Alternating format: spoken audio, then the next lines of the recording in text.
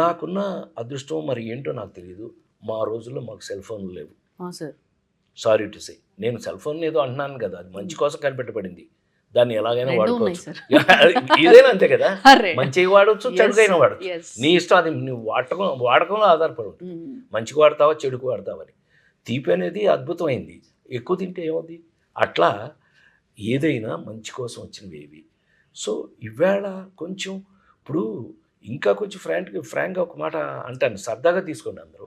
బస్సులు వచ్చినాయి ఇప్పుడు మాకు, ఎవరి బస్సు వాళ్ళదే. Caravans, we call it as caravan. Caravans. Okay.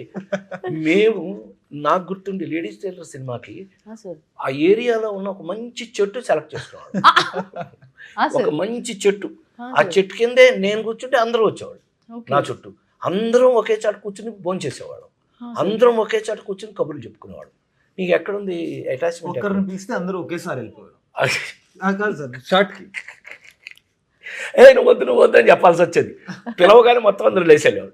ఏమండి అలాంటిది ఇవాళ షార్ట్ అవ్వగానే ఎవరి బస్సులో వాళ్ళు ఎక్కేసి ఎవరిదైతే అంటే నువ్వు నీ కంఫర్ట్ కాదా, నీకు వద్దా అది అంటే అది వేరే విషయం. నేనేంటో అందరికీ తెలుసు, ఇండస్ట్రీలో అందరికీ తెలుసు. ఎక్స్పీరియన్స్ చెప్తున్నారు, నా ఎక్స్పీరియన్స్ చెప్తున్నా. అలా సెపరేట్ చేయబడుతున్నాం, అలా సెపరేట్ అయ్యాం. కాలం మార్పు వల్ల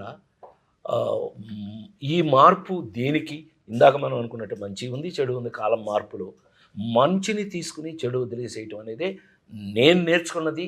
ఎప్పుడు నన్ను చూస్తే మీ బట్టి వాళ్ళందరూ అనే మాట ఏంటంటే ఎప్పుడు పాజిటివ్గా ఉంటాను, ఎప్పుడు నువ్వు చుట్టూ ఉన్న వాళ్ళందరూ నవ్విస్తూ హ్యాపీగా.